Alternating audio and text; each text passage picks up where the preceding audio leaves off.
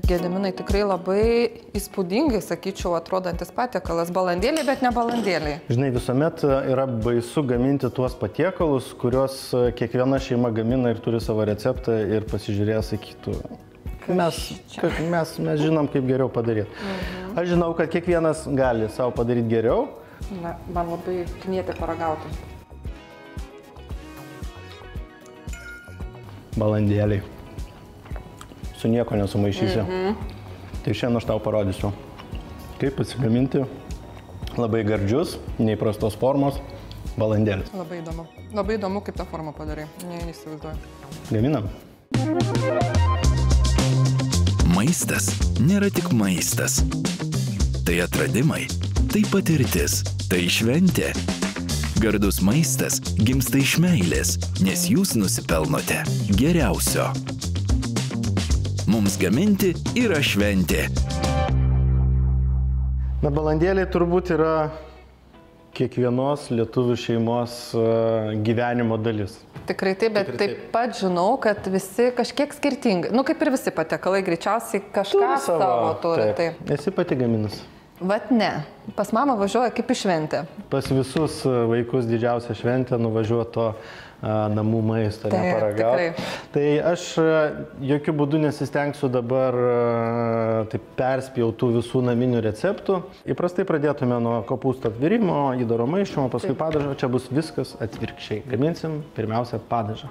Padažas labai paprastas, 100 gramų sviesto, dedam į prikaistuvį, ištirpinam ir kartu įdėsim paruošto kėdainių pomidorų padažo, kuris tinka kiekvieniems atvejams. Na, mes jau daug receptų esam padarę. Dar kartą pasikartosiu, esu labai patenkintas šitą pomidorinių padažų liniją, nes tinka bet kokiam gyvenimo atveju. Prieskonių jokių jau pridėti nereikia, skoniai subalansuoti ir truputėlį atskėsim dar vištienos sultinių. Čia jau skystumą galima reguliuoti. Jeigu mėgstat pačius balandėlius su daugiau tokio padažo, tai galima sultinio daugiau. Jeigu mėgstat sausesnius, tiesiog sultinio mažiau. Paragausim. Turėtų trūkti druskos. Iš kur tu žinai? Žinau, nes taip, tikrai norėtųsi. Visi, kas pirmą kartą paragauja sultinius iš gardu, jiems atrodo, kad trūksta skonio, o iš tikrųjų trūksta druskos, nes sultiniuose beveik nėra druskos, jos ten yra 0,3 gal procento, tai čia yra juokas. Gerai, padažą į šoną, gaminam balandėlių įdarą. Na, kad mėsai ir ryžiai ten dedasi, mes visi puikiai žinom. Paprastai tai būna kiauliena.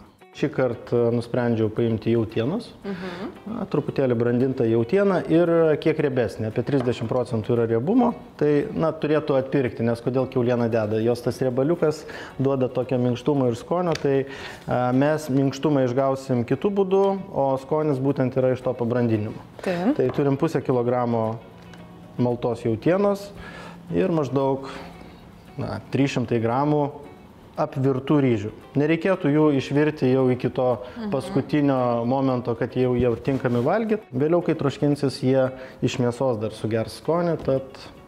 Bus ryžiai skanesni. Tikrai taip, daugiau skonio tai mėsa, ryžiai. Ir dabar pats skonis. Tas prieskoninės daržovės, iš kurių mes padarysim tokią tarsi tyrę. Ir įmaišysim. Tai svogūnas. Čia toks vienas buvo didesnis svogūnas, iš kurio gavosi 2. Tai truputėlį gal į keletą dalių pasmulkinam.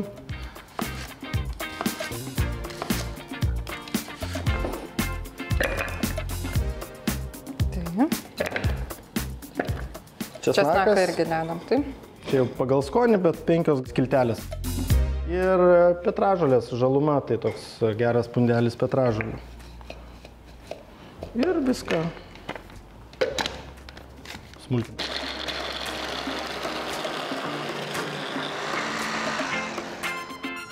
Gerai. Ir paskutinis ingredientas įdaro, tai šaukštas pomidorų pastos. Pomidorų tyrės.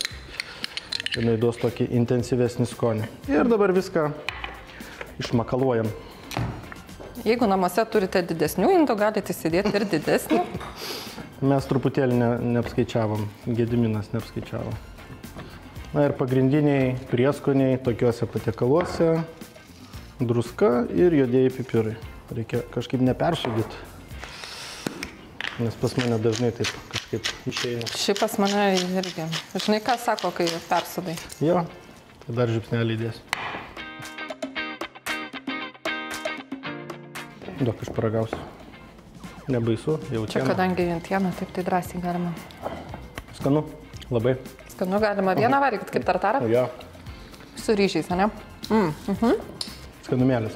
Nuo mažų dienų žinojom, kad balandėliam kopūstą reikia virti. Tokiu atveju būtinai didelį puodą namuose reikia turėti. Taip, ir tas užtrukdavo, na, galbūt ne super daug laiko, bet vis tiek užima laiko, ne?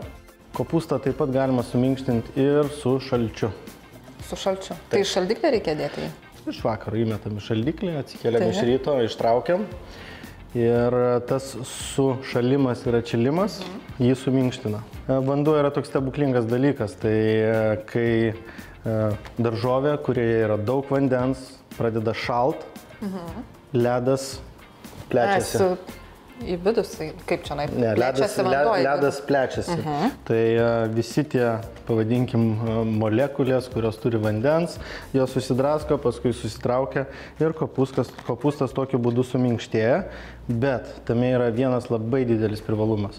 Kai mes verdam kopūstą, kad jį suminkštint, į vandenį išeina labai daug naudingų medžiagų.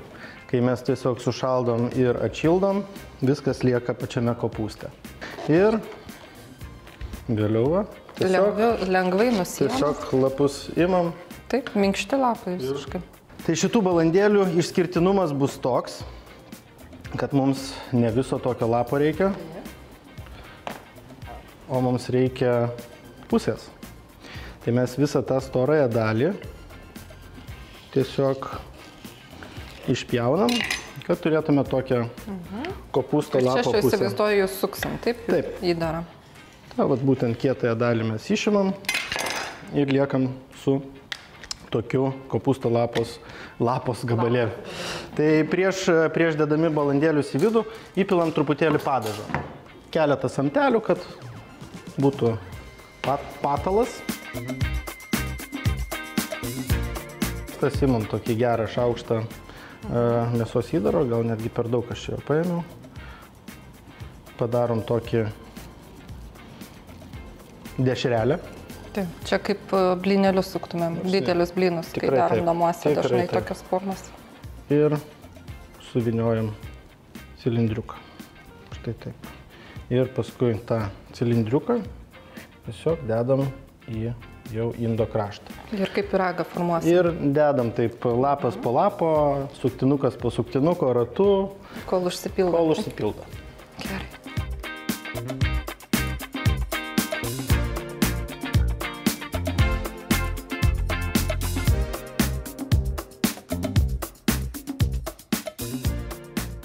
Kopūstų suktinis. Gėlytė. Kopūstų suktinis. Užpilam dar padažų. Nereikia, kad jau ten visiškai plauktų. Padažą visą laiką galima pasilikti ir vėliau, tarkim, valgant dar truputėlį užsidėti. Bet ką būtinai reikėtų padaryti, tai kepti, troškinti. Kad troškintųsi. Jo, ir, na, indams ne visuomet būna dangčiai tokie, ne? Bet galima dangtį pasidaryti ir iš paprasto sviestinio popieriaus. Susilankstom štai tokią trikampėlį. Pasižiūrim, kur yra viduriukas. Nukerpam. Ir turim dangtį. Štai taip uždengus, mes jau turim šiokį tokį dangtį. Orkaitę įkaitinam iki 190 laipsnių, kaitinimas iš viršaus ir apačios. Ir pirminiam etape rekomenduočiau kepti, troškinti maždaug 40-50 minučių. Jeigu dar trūksta laiko, na, tiesiog dadedam dar 10 minučių, kad pilnai išsitroškintų.